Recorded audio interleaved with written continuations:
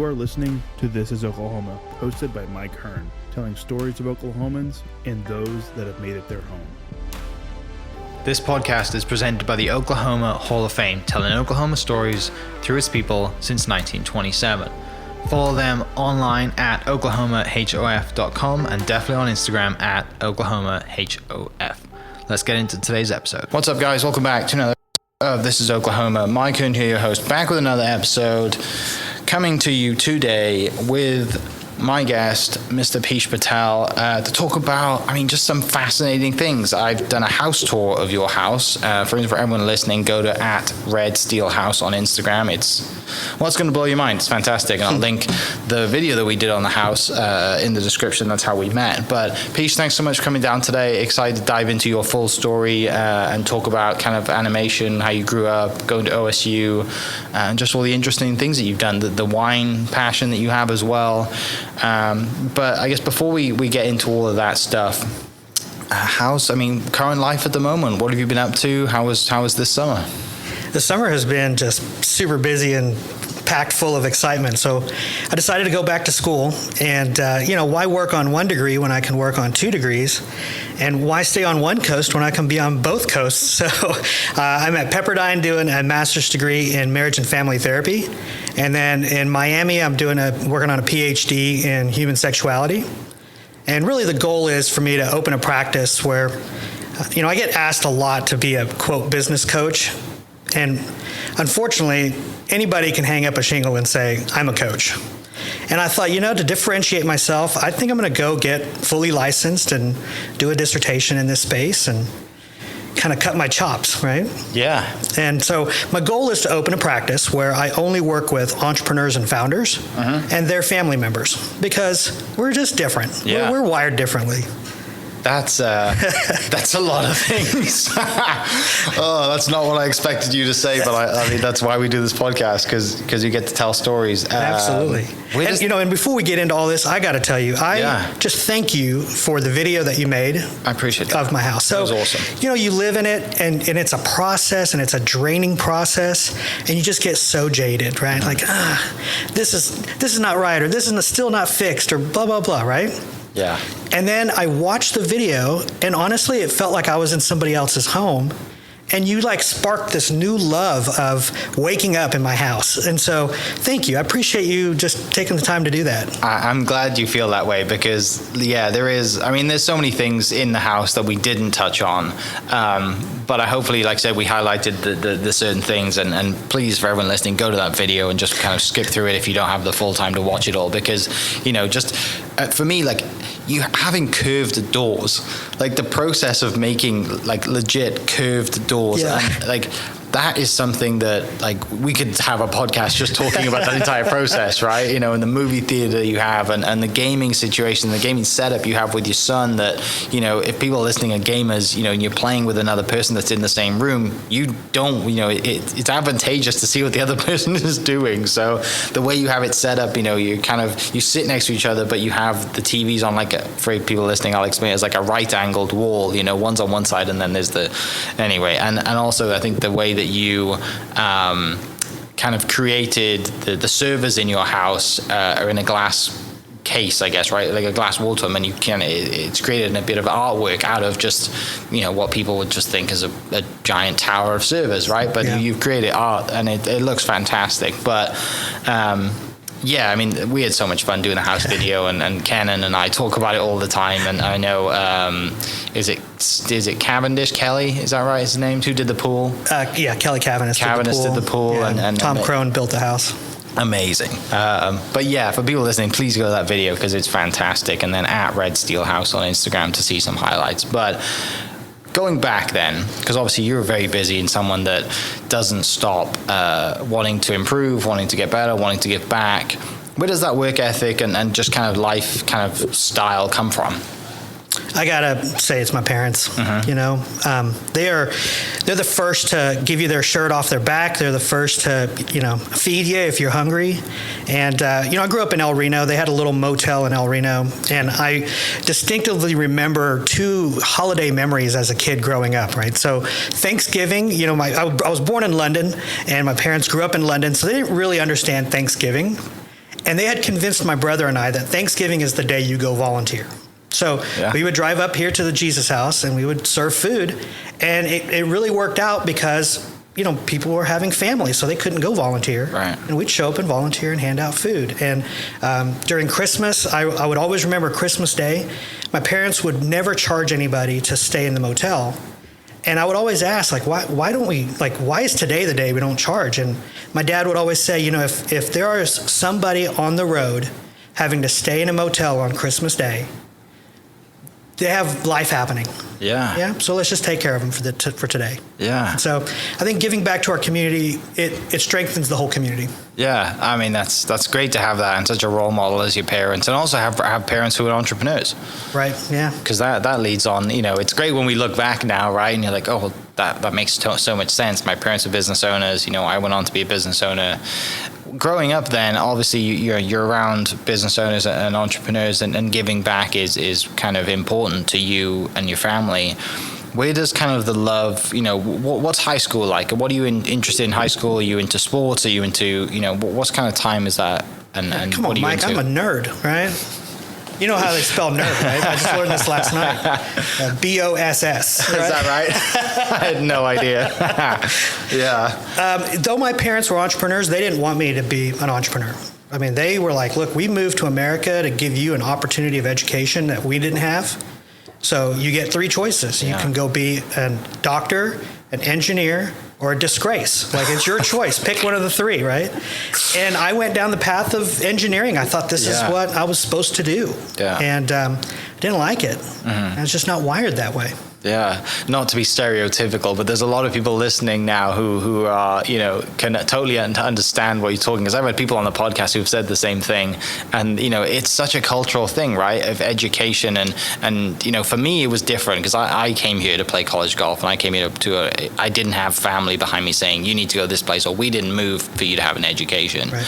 But there's so many stories like that in America, and that's one of the reasons I'll tell people I love this place, because it is the land of opportunity. Absolutely, and the American dream is true, and I've said this probably 100 times on this podcast, because I've had examples like you on the podcast who have proved that have come to this country and their parents have taken that risk, and you thank them endlessly for it, because you would be back home. That's right? Doing whatever it was that you would be doing back home. Absolutely. And you'd never have the life probably that you would have had here, given the opportunities of education. So that's fantastic. Yeah. But it is funny though, like you said, engineer, doctor, or disgrace. So when you get into engineering, then you choose Oklahoma State, and you go to Oklahoma State. When do you find that you don't enjoy engineering and you want to go do something else? Are you in school? Unfortunately, my junior year.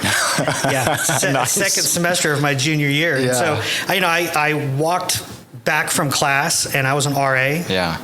And on the campus channel, the OSU campus channel, was the movie Gandhi. And I thought, man, I should probably watch this, right? I've never seen it. I should probably watch it. Yeah. And I watched it, and I thought, oh my gosh, I am from a nonviolent people, right? I can't go build missiles. And that's really what my classmates were. They're going to Boeing to build missiles. Okay. And I thought, I can't do that. Yeah. And so walking back to my next class, I passed the College of Education, and I walked in and I said, hi, what can I do here? Can I transfer any of my classes? And they're like, sit on down. What would you like to do? And so I ended up graduating with a middle school math and science endorsement to go teach elementary ed or middle school. Which, going back to your parents, must have been really hard to do, because they've seen, which a teacher is a very respectable job. However, in Oklahoma, a teacher is really hard to, justify it, because sadly they don't get paid what they should. How was that conversation with mom and dad? Yeah, so I didn't realize the sacrifices they were making to send me to college, right? Sure. So they had saved every nickel. Yeah. And, these are just humble folks, right? They came with nothing, and everything they built by working 7 days a week. Yeah. So when I told them, my dad goes, wow, you are so smart. You are just so smart. I think you're smart enough to pay for it. And I was like, you darn right I am. And that lasted less than a semester. So, I'm looking over, and there's a sign that says $10,000 signing bonus. And I looked over, and I thought, I could use $10,000. And walked in. The guy said, young man, you just joined the Army, and we'll pay for your college. And I said, Okay. Yeah. Tell me what to do. What do I got to do to get the $10,000 signing bonus? And it's here's the irony, Mike, is I go take my ASVAB and my physical, and the guy looks at my scores and he goes, are you sure you want to do this? Which should have been indication number 2. First indication was right away, sign right here. Yeah. With no questions asked. Right. Second indication, are you sure you want to do this? From the guy who wants to recruit me. Yeah. He's like, you could get into medical or you could get into communications. And my first thought was, has my mom called you guys, right? But I went down there, took the oath, signed up, and then I told my parents, by the way, I joined the Army because I'm going to figure out how to pay for my own school. And so, a lot of people misinterpret that phrase, the American dream, because it is not luck. True. It is the opportunity to work your butt off, right? And you will be rewarded for the work you put in, but there is zero luck. Yeah. Right? Yeah, because there's enough people who have come here and haven't done anything and just kind of waited and sat around and they work, in a place they're not happy with, right? True. But it is the opportunity. And someone asked me the other day, why haven't you moved back home? I said, because I don't have the opportunity that I do here. It's right. the exact word. And I love that you said it like that, because people listening, that's so true. So how many years did you do so you did ROTC then while you were in school? Or you did full on? Army, come back, finish school. And then I started teaching at the 6th grade. Yeah. And I realized my parents were so right. Like, how do you live on $26,000 a year at the time, right? Right. I could not raise a family. So I worked at nights at a TV station, and they had this room where all these guys would go in and nobody would ever walk out. And I was like, what's in there? Like, that's the 3D department. I'm like, I want to go in the 3D department. Like, you can't go in there. Well, just tell me I can't do it, and now I'm going to be obsessed about doing it. Yeah. And I moaned and griped and moaned and griped, and they finally said, Sunday afternoons you can go in there when nobody else is there. And I ran in and I grabbed the first book off the shelf, and it said, select the vertices and create a cluster. And I thought, what the hell are either of those, right? And in that moment I realized, if I can figure this out, I bet there's a huge market for other people who want to do what I want to do. But at the time, it was a very apprentice-driven. So you had to move to LA, get coffee for 6 months, empty the trash, and maybe they'll let you sit at a computer. Yeah. And so I poured myself into it. Yeah. Days and nights, weekends. What radio station is this? The TV station was at OSU. Oh, okay. Yeah. Yeah. So then you kind of marry your love of education and like newfound hobby of 3D and animation. That leads into the animation side of things. What is this? Early 90s, mid 90s? Kind of what mid to late 90s. Okay, so internet's really kind of like, wow, this is the new frontier of the world. Absolutely. And you see that opportunity and think, wow, this is, now mom and dad are probably thinking, he's smart, he's putting his his education and his work ethic to use now. Yeah. Sadly, that he's not. Sorry to the kids you were teaching, but no doubt you'd have been a fantastic 6th grade teacher. But, I loved it. And I tracked these kids that I worked with, and they were just good kids, right? Yeah. Unfortunately, the parents won't really let the teachers teach. Yeah. Right? So one day I did a unit on astronomy, and I always start with, hey, tell me what you know about it. And the little kid raised his hand. Yep. Oh, that's like Cancer and Libra and Gemini. And I go, oh, no. That's astrology.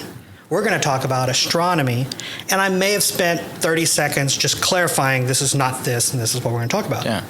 And the next day I got a letter that said, how dare you teach my child about the occult? And I came home and I told my wife, I was like, I literally want to go change the world. Yeah. But I can't. I can't do it from my classroom. Yeah. Which is sad. I quit that at the end of the summer. I quit and started teaching at the college level at Northern Oklahoma College. There, I built like a state-of-the-art, world-renowned animation facility that drew people from all over the world. And so this is a $3,000 degree, and you can walk right out and get a $60,000 a year job at the time. Yeah. And so, I've got kids all over the world. I call them kids. They're a little bit younger than me, so I call them kids. But I've got them all over the world working, making movies, making video games. Where does that kind of, the thing, you just go back a little bit, you just said when you left the school you told your wife, I want to change the world. Yep. Why? Where does that come from? Because a lot of people would just be like, I want to buy a nice car, I want to get a job, I want to join a country club and live my happy life. I want to go change the world. Yeah. I had some amazing teachers growing up, and I just felt I'm going to go give this back. You know? Yeah. And so my students, unfortunately, it was a 2.5-year program, and you know how fast technology changes. So if you started today with whatever software you were using, imagine what that's going to be like in 2.5 years if you'd never changed the software. Yeah. Well, you're on third version already, right? And so I went into the regents and I said, listen, folks, these kids are not ready for work. They can't find work because it's changing so fast. I think we need to teach all this in one semester. And they looked at me and they're like, how do you propose that? I said, I got a plan. I'm going to teach 42 credit hours in one semester. So the kids will come to school Monday through Saturday, 8 a.m. to 6 p.m., a half-hour lunch, and no holidays. And they looked at me like, okay, we can't pay you for 42 credit hours. And I was like, oh, okay, well, what'd you pay me for? And they said, well, we pay you for 12. How about 18? And I was like, well, 18 is better than 12. I'll take it. Yeah. And now that program rocketed. I mean, we were producing amazing artists who were production ready. Mm-hmm. So they go to work and people are like, oh my gosh, these guys know how to work. Well, they've been in this program where they've worked a whole semester, 6 days a week. Yeah. So then going further down the timeline then, like you love education, you start teaching these kids to be production ready, going into, Pixar or all of these big companies that are starting, either, world renowned or starting up. So then you become the go-to place to teach kids. Yeah. And that's how you take, like I said, you marry the education with the love of technology, and then you are effectively the Google of teaching kids animation and 3D work. Yeah, it was in person. So, we were one of like 5 places in the world where you could come and actually have hands-on and learn. Wow. And everything was going great. And then my wife got pregnant. And I literally lived across the street from my lab. So the kids would come over at midnight, ring the doorbell. Hey, my computer's not working. All right, let me come help you out. Yeah. And while my wife was pregnant, she said, Piyush, these kids can't ring the doorbell. It's got to change. And so every night I'd lock myself in my little spare bedroom and I would produce all of these videos for the students so they wouldn't have to come over. Yeah. On how to reboot their servers, how to get the software back up and running, how to save their files, all this stuff. And one day this kid said, you should put this on the internet. And I'm like, who the hell would want this stuff? Yeah. And so I took his advice. I said, okay, I'll put it out there. Built a little website. Halloween morning, I turned it on. No ads. This was way before Google or YouTube. And by 5 p.m., I had an email from a kid in Israel that said, hey, I'm a production artist. This is the most amazing content we've ever seen, but my internet's terrible. Can I send you $30 and burn it on a disk? And that's how the business started. Light bulb moment right there. Yeah. Yeah. And then, you fast forward 14 years, I had 42 full-time artists hired here in Oklahoma, 500 around the world. We only turned over 12 people in 14 years. So a very sticky business where people loved coming to work. And I taught about 1.5 million students every year. So in my little world, I got to change my world. Yeah. How does that guy even find you from Israel? Word of mouth.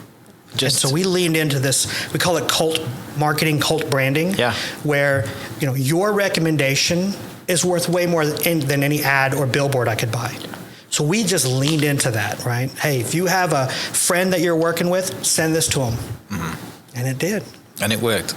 Yeah, especially when it's in such a niche market, and it's in a market that, like I said, if you've got a friend that's, and in education too, if there's, because a lot of material when we read in school or we see, a lot of it's terrible, isn't it? Because it's built for the masses, right? It's not built for, like going back to the nerds who love this stuff. They want to be told exactly how to do things, and they love their context. And then you just kind of, this is our company, and you start. But the good thing is, technology is always evolving, so you're never running out of content to create. That's right. And my background, so I did my master's in adult education. Okay. And so I really married the two. So if you take a little kid and you are teaching them math, right? Mm-hmm. So you say, hey, what's 2 + 2? They'll tell you it's 2 2s. It's a very abstract concept to go, oh, wait a minute, it makes a 4? Well, teaching adults computer graphics that has its own language, its own processes, it's the same thing. Okay. So we would distill it down. I call it Fisher pricing it, right? So let's make it Fisher price. Nobody should need a manual to use our stuff. Right. And the best compliments I get are, when are you going to make something that's harder? And I'm like, I just taught you fluid dynamics, right? Like I taught you how to simulate oceans.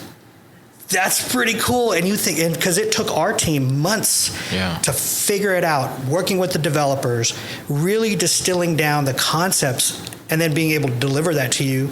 And within minutes, you're like, oh, I already know this. Why, this is not that hard.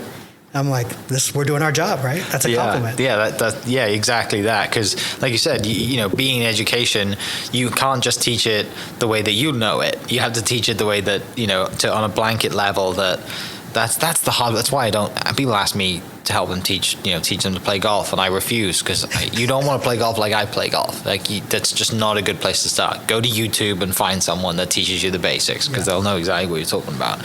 But yeah, you get that compliment, and that is then you see this is my business. I'm in this business to change the world via computer graphics.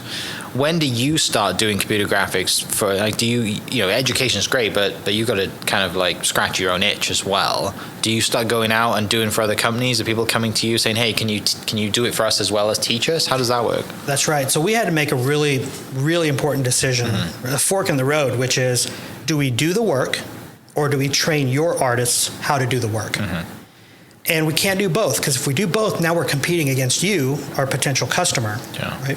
And so we just decided, look, being in Oklahoma, the next Spider-Man isn't being shot or post-produced or graphicked here in Oklahoma at the time, right? Yeah. This is like early mid 2000s? Early 2000s, yeah. So it's just not happening. But what we can do is send a group of people or send videos to you and update your team. These folks are charging $150, $200 an hour. And so, we just give them a math problem. If on any given day, your artist is spending a few hours a day looking up YouTube videos or trying to figure something out, or you can just pay us $50 and we'll give you the answer. No brainer, right? Right. Yeah. Which is a nice position to be in, isn't it? Because, like you said, you don't have to worry about the kind of, I guess, trends and stuff. Like, this stuff's always going to be needed, regardless if it's in a movie, if it's in it's always going to be needed. And it's a skill that, these kids are probably going to go on, the people you're teaching are going to go into these companies, and, you have relationships with people around the world now who have worked on movies that everybody knows about, which is that is your change of the world, right? That's really cool to have, and it's fascinating. It would have been really interesting had you made that decision now, right? With the movie studios here and all the things that are happening, and the movies that have been filmed in Oklahoma and Tulsa King and all that stuff. It would have been really interesting kind of see where life would have gone had it been 20 years later. But I think we had an influence in that. Oh, for sure. I think people were talking about it. Just, hey, there's some rando company in downtown Oklahoma City where all these people come in and get trained. It's kind of weird. Well, you know what they're doing? And you say that and hear it enough, and people start to go, hey, I think there could be a studio here in town. I think we could set up a stage in town, right? Yeah. So from that moment, then you just double down. This is our business. You're educating, and you're just kind of growing that platform. That's right. It started with $54. Yeah. All in. God, I was a broke teacher, man. Just all in. Everything I got, let's go. Yeah. And we didn't take a penny out for years. I mean, it was just, we're going to work. Yeah. So I would teach till 6 p.m., come home, make dinner. My wife and son, who's a little baby. And then they would go to bed, and about 9:30 at night till about 2 in the morning, I would work. Building this. And get a few hours of sleep, and I'm back up at 6 to go to work. And I did that for almost a year. I bet you were so happy when we kind of moved away from CDs and discs. Oh my gosh. And you could just send them a link. So here's a PDF. That was a huge, that was one of the scariest days. Because I fired all of my customers. I just walked in and said, hey, everybody, we got to go streaming. We cannot be sending a 26-pound box of DVDs all over this country or world, right? And this is 3 years before Netflix went streaming. So people were like, I don't understand. No, send me the disc. I'm like, no, you don't want that. Yeah. Just pay one fee and you get everything you want. Nope. And then we had to really educate our customers. We had to really, it took a while. Yeah. But it took off. Yeah, to be that first person, right? Because like I said, everyone wants that physical, like I want to pay for it, I want to hold it. That's right.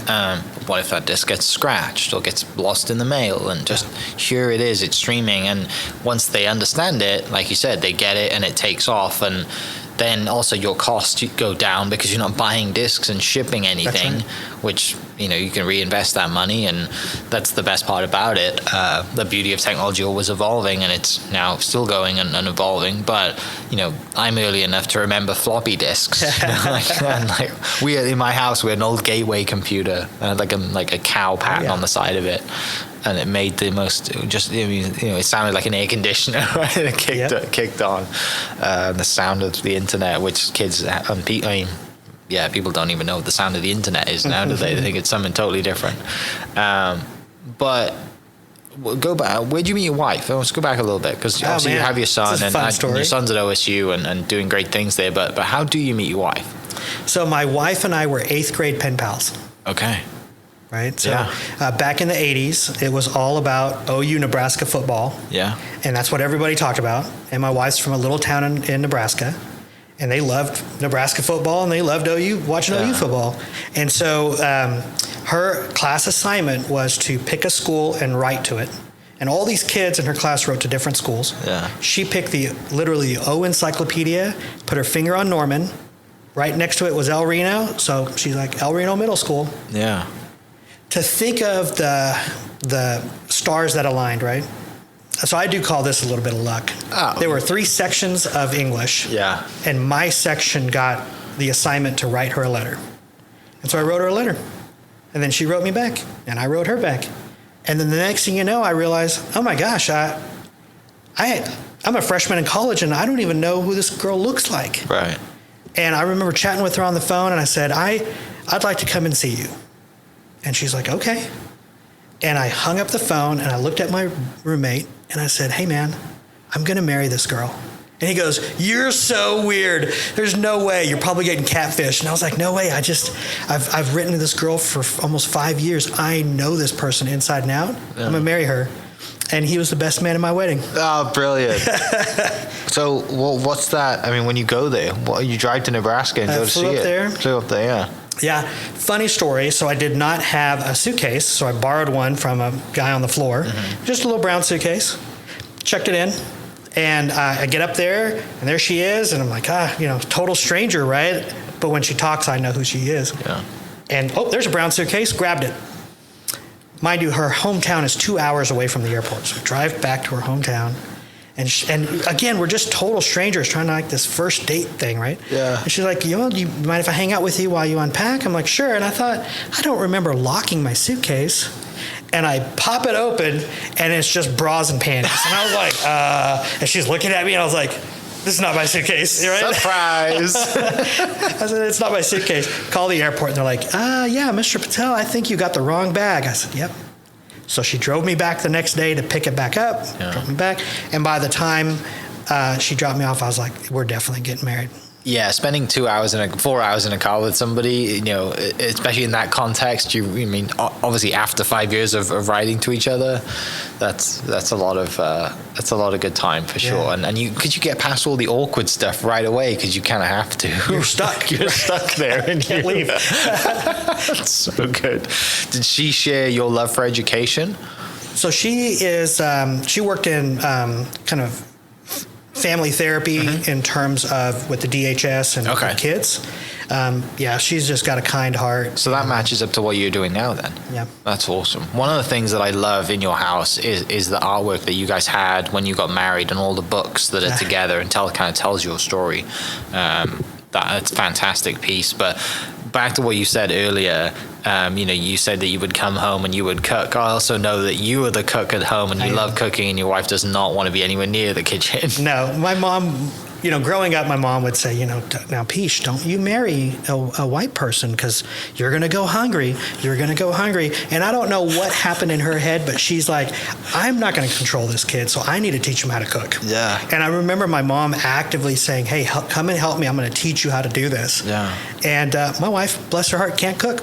Yeah, I can't. My wife can cook, but she doesn't like to cook. So, which means that she goes and buys prep meals, and I eat chicken and rice, and that's it. Because it's the one thing I know what I'm doing. But yeah, I just kind of love that little story of when we toured the house, and then the kitchen's fantastic, and you have your Piyush's cookbooks there lined up and everything, and the pizza oven as well. Yeah, you can tell you really wanted to invest in that kitchen, and because you spend a lot of time in that kitchen. It's kind of like your therapy sometimes. It really right? is, because you can't be wandering your mind. Yeah, right? You got a sharp knife. You can't be wandering your mind when you're cooking a pizza and it takes 2 minutes. Yeah, you can't be like, what do I got to get done tomorrow? But pizza's burnt, right? And so for me, I had an opportunity after I sold the company to go to Culinary Institute of America out in St. Helena, and it really just ignited this. I love serving people and helping people and feeding people. Yeah. I do Thanksgiving dinner at my house. I cook for 22 all by myself. I do the whole meal by myself. And it's just like a little baby restaurant in our house. I'm like, everybody get out of the kitchen. I'm going to go to work. And it's my 2.5 days of just Zen. It's my therapy, like you said, yeah. So before we get onto that, then closing out kind of because you just said you sold the company. So closing that out, tell me about getting to a point where you do sell the company, and then we'll dive into all the other amazing stuff that you do. But let's cap that off a little bit. Obviously the company grows, you're selling, you're doing education. Are you personally, because I've seen some of the posters in your house and the projects, these are the projects that your kids have worked on, or are they ones that you went to work on as well? Both. Okay. Yeah. Because we worked on some fun projects. Toy Story was one of them, right? Was Toy Story one of them? Later versions of the episodes, yeah. Which is amazing. So does someone just think you're getting so big, we're going to make you an offer and bring it in-house? How does that transition happen? So it was actually more of a synergetic. Okay. So there was a company coming up really fast called Pluralsight, and they train people who run servers, they're developers, they're system admin people. So more the hardware, harder skills, right? Yeah. And we're the art side, but we have to use computers. Yeah. So they were like, look, we want the creative component to go along with all of this other area that we've dominated, and it's going to take us 20 years to catch up on this library, or we absorb you. Yeah. And they made a very compelling offer. So it just made sense, Yeah. I think the timing was just right. At this time, clearly you're someone that doesn't stop because you're pursuing 2 degrees at once. And we talk about all the other stuff you get into and your love for cooking, and you mentioned going to cooking school as well. You obviously love learning yourself and never stop. When this time comes around, do you already have ideas of kind of, okay, I know because this part of my life's done, I'm going to sell this. What else am I going to do? Was there an uncertainty of what I'm going to do, or was it Big time. Yeah. I mean, I get a phone call, and 6 weeks later, the company sold. And you have an outrageous amount of money in your bank account, but you have nothing to do. Nothing to do, and it was never made to sell.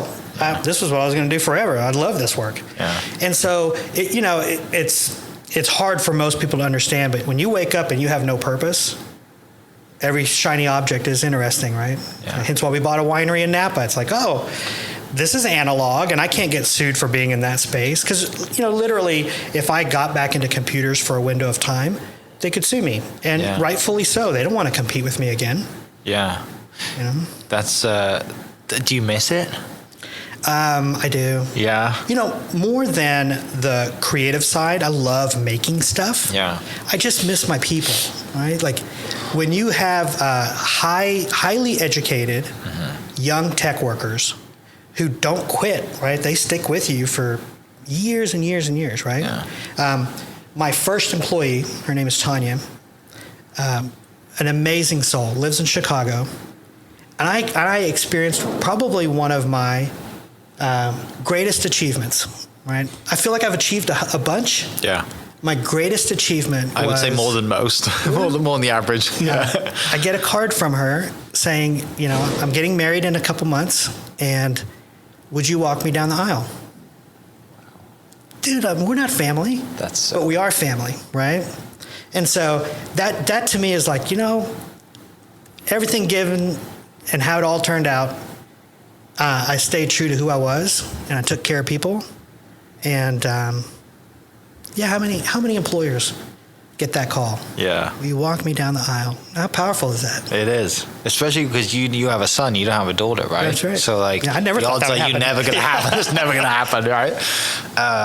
Wow, that's really neat to have that experience, especially for someone who lives in San Francisco or out of town. Like they're not Oklahoma based either, right. but you've had such an impact on this person, and you've been that figure for them, regardless if they're an employee. That's right. Like that's even special for a godfather or whoever it is. Like Absolutely. but to have it as a boss, like. Yeah. That speaks volumes for obviously the employer, and you mentioned earlier, not many people left you guys when you were there. Yeah. So you do sell, then you get this kind of, now what do I do? Right. Like, and you said you buy the winery because was that the first thing you jumped into? It is. And you had a passion for wine before this? Somewhat. Just tied into your love of food and pairing? Loosely, like going out to Napa and being part of that culture and scene. Yeah. But my contract pretty much said I can't be around computers. Okay. And I figured, wow, wine is about as analog as it gets, That's just analog. And ultimately, I think being in Oklahoma, I understand farming, I understand agriculture, and really that's all it is, right? It's production and agriculture. So, but then you obviously, being you dive into like the tech side of wine and the information and the data and I love all that stuff. Yeah, so like the good thing about agriculture now is it's becoming extremely technology driven, which is great. Tell me about the wine journey, like because your wife's not a wine drinker, right? My wife does not drink. It's so interesting. So we own the winery. It's Conclusion Wines in Napa, and the interesting thing that we do is everything that we sell in the state of Oklahoma, we donate that money. Okay. So we don't even do the whole profit or whatever we sell. That's what we bundle up and donate to Oklahoma nonprofit. So my wife and I are passionate about education, women, and children. Yeah. Our thoughts are take care of mom, take care of babies, and teach the little kids. Yeah. If we do that, we might be one step ahead, right? And so every year we pick a nonprofit and we just give them all the proceeds. Wow. Yeah. I love the name too. Conclusion makes a lot of sense now, doesn't it? Conclusion Wines. The end of something, but the beginning of something else, right? Yeah. Every one of our bottles, when you pop the cork, it has a random act of kindness. And it's really to start that next chapter for people. So it may say, today, right now, call a loved one. Yeah. Tell them you love them. Yeah. And it's like, and here's a funny thing. I have, on one of them, mine is, buy a stranger a cup of coffee. Okay. And I have gotten my cork back to me. Like, how powerful is that? No way. I give them away all the time. Like, I'll hand it to somebody and say, let me buy your cup of coffee at Starbucks. And they're like, wow, that's cool. What do I do with this? I was like, give it to somebody. Just give it to somebody. And then one day I was at Starbucks and I didn't know this person, but they were like, hey, let me buy you a cup of coffee, and handed me my cork back.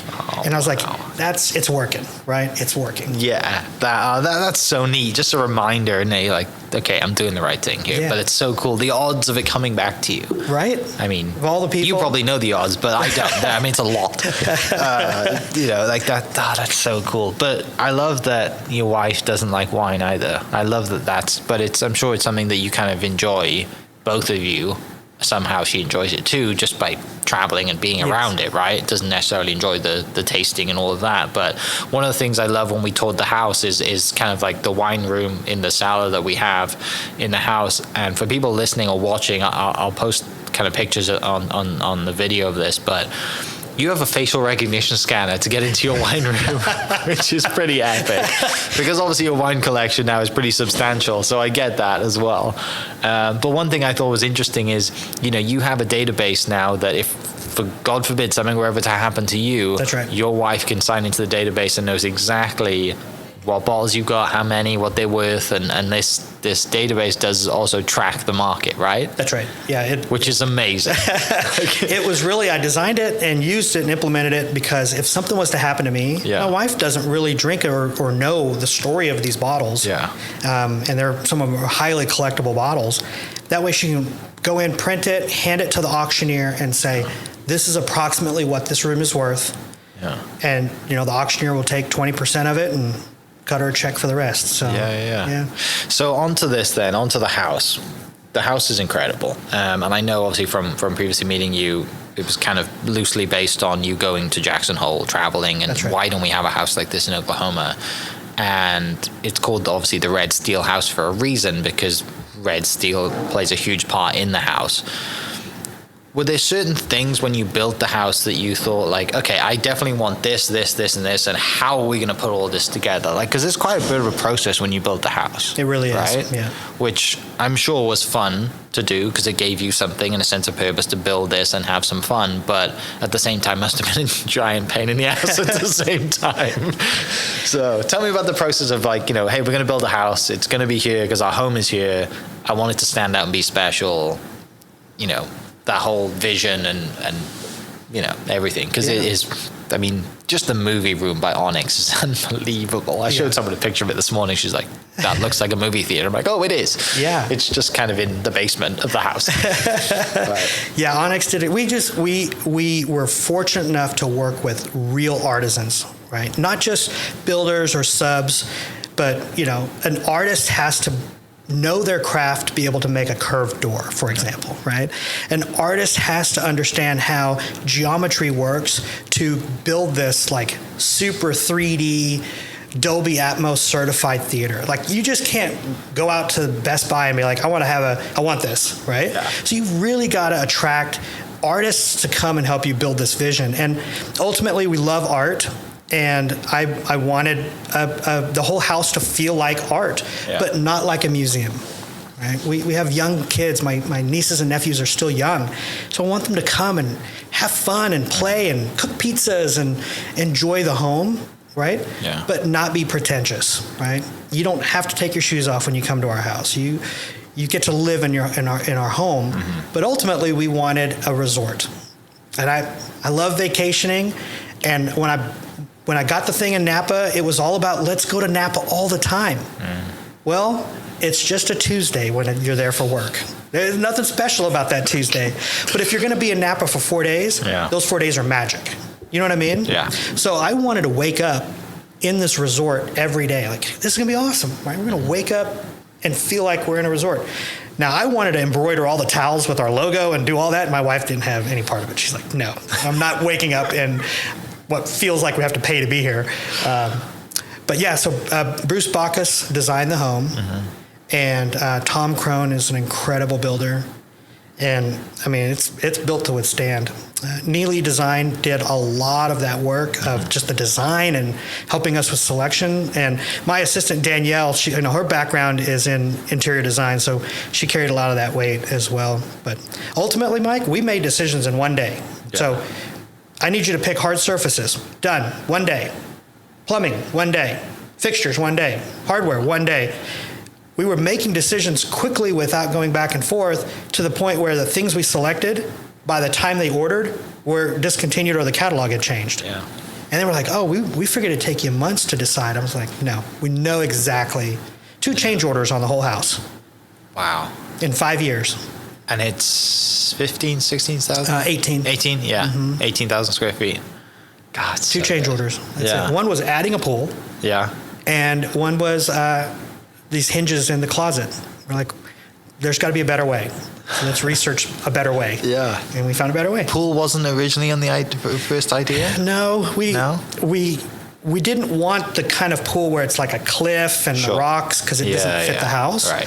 So finding and going through the iteration process of, do we want a pool? Do we not want a pool? I'm really glad we did. Yeah, I'm glad you did too, because it fits, right? You kind of, that backyard that you have, I don't know, it would have been, it's kind of now looking, I would have been lost without a pool, right? I agree. Mm-hmm. And you do have enough grassed area, and I know the lighting is very special. It makes it look like you have a lot more.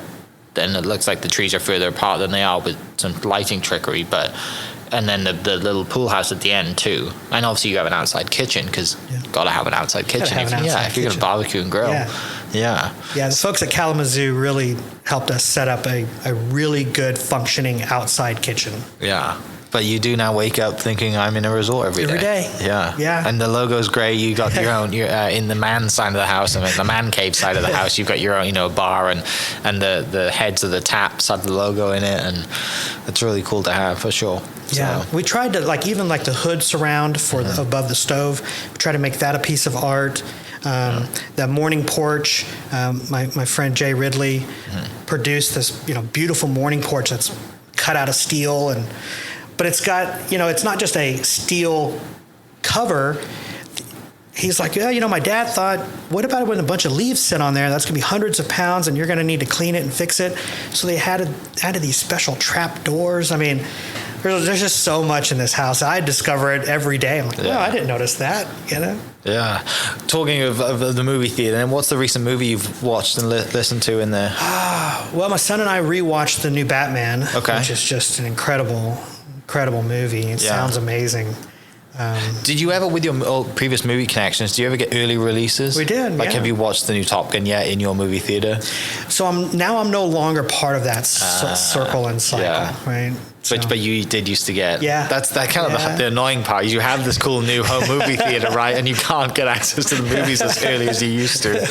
Oh, that's a funny little tidbit on the world. But yeah, anytime, if you ever invite me again, I would love to come out to the house because it's epic. But one of the things I want to touch on is you've also written a book too. I have. Right? Mm-hmm. Yeah. Was that just, something you always wanted to do? Have you written multiple? I have. This is my 7th book. Okay. So the previous 6 were textbooks, all within the computer space world.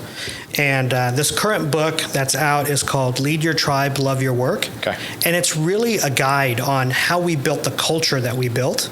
And now I'm on kind of a tour. I'm getting ready to go to Canada. I was in College Station a few weeks ago. DC and New York, and I'm doing a Southeast Asia tour in March. So wow. Yeah, and your listeners, here's an easy one, right? If you own a business, school's about to start, buy all the school supplies for the kids. That's a no-brainer. No-brainer. No-brainer. Buy the schools, because what's going to happen is your employer or employee, if they're ever thinking about leaving you to go to another place, they're going to go, well, I don't think that new boss is going to think about my family. So these little things are just, so the whole book is about how we built the culture, how you can build the culture, how you solidify your core values and communicate that. Yeah. So you've been on the kind of speaking circuit as well then. You really enjoy that? I do. Yeah. I do. I enjoy connecting. It gives me a chance to go back to teaching a little bit. Yeah. And I just look at it as if I can help one employer, because I only speak to employers. If I can help one employer keep a key employee, right? That's 200 times their salary is what I saved them. So that's easy. Yeah. And if I can make a handful of employees really love their work again, I did my job. Yeah. I mean, that makes total sense. And it's like shit, back to I want to change the world. It's just moving on to how do we do it now? You've gone from teaching the tech side to now we're going to go into, family therapy but specifically for CEOs, entrepreneurs, business owners. Because like you said earlier, we are a little different. We're just fired different. And it's kind of tough, right? Some people might marrying us be like, well, why do we do that? But the good thing is, for the most part, we have awesome wives who take care of us and put up with our nonsense. I do want to finish on a lot of the things that we've talked about today kind of centers around people and kind of just your love of investing in people, and people really are the ones who make the change. It's giving them an opportunity to make the change, but also giving them all the tools that they need to do that. And moving into what you're doing now, when are we open for business? Kind of when's because I know you just moved into a new office. Like when is your degree done? Like what's kind of like your next, 3 years look like? 3 years is going to be just a lot of school. So it'll take me 2 years to do my PhD. Okay. So I am halfway through my coursework. Okay. And then I'll sit for my oral exams. And then that'll give me an opportunity to be a PhD candidate. And that's when I'll start my dissertation process. So I figured, you know what? I'm going to invest in doing some original research. I can pay for it. Whatever the cost is, let's go do it. And let's make a new original piece of information for other therapists to have access to. So once I get my PhD, I can start seeing people, but not as a therapist, more as a coach. Yeah. And then my master's will take 3 years because I've got to do about 700 hours of supervised work because it's through the state of California. And once I do that, I can file for my license, sit for the exam, and start seeing people. So when you get to this stage and you start seeing people, are you still going to continue to travel and kind of do the speakers circuit as well and kind of build that other side of what you do, but use it as a voice to get out? That's right. Yeah. I will more than likely, as I get closer to working on my dissertation, cut back on the speaking and then start to formulate a new book. Yeah. More around this topic. Yeah. Have you, no doubt over your kind of career and life, you've been in some rooms that you just think, what am I doing in this room? Which, kind of, I love that, like, not that you have a chip on your shoulder, but I love that kind of like, because I've been in rooms like that as well. I'm like, I have a little bit of imposter syndrome. Don't think I'd really like to be, don't think I deserve to be in this room, but I am here and I'm going to show these guys what I'm worth. Is there any moments looking back over like the past few years or past your career that were just kind of moments in time that you think this was a defining moment, or this was a moment where I realized that I didn't have to be in a room like this to change the world? Or what I'm trying to say is there's a lot of people who live in Oklahoma that that they realize that they can do a lot of change in the world from right here, from from their laptop, right? They don't have to go to California. You could have easily had to go to California and, like you said, bag groceries or done coffee for 6 months or whatever it is. What is it then that through the career that you've found, those rooms you've been in, is there any defining moments in those rooms that just kind of light bulb moments and gave you a sense of calmness or direction? Every day. Really? Every day. I struggle with, if I open the kimono, I struggle with, like, do I deserve this success? I still haven't earned my spot yet. And really what that is a reminder to stay humble. Yeah. And I am the same guy I was in El Reno. I have the same group of friends. I always tell my wife, don't need new friends, right? The money doesn't define who we are. Right. We started with $54. Trust me, I can move back into a little bitty apartment and still have a great life. Yeah. The house is just a house, right? The cars are just the cars. They get us around. They get us around in a fun way. Yeah. But I'm okay hopping into a little Honda and calling it a day too, right? So I try to constantly remind myself that feeling that humbleness is what also makes me feel alive. Like, because the minute I feel I become like, yeah, look at me, it'll all go away.